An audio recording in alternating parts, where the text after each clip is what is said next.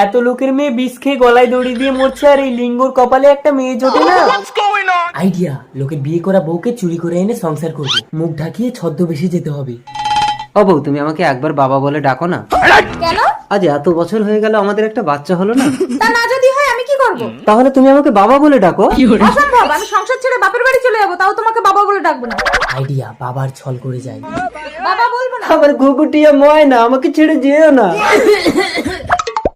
কে তুমি? আমি তোর বাবা, তোর মায়ের খুব শরীর খারাপ, তাই তোকে নিতে এলাম রে মা। তা তুমি মুখ ঢাকিয়ে রেখেছো কেন বাবা? অনেকদিন আগে আমার সময় শেষ হয়ে গেছে বলে যমরাজ আমাকে হন্যে হয়ে খুঁজছে, তাই আমি মুখ লুকিয়ে রাখি।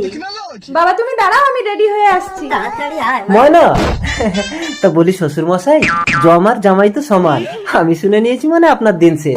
দেখি মুখটা দেখি। লিঙ্গ তুই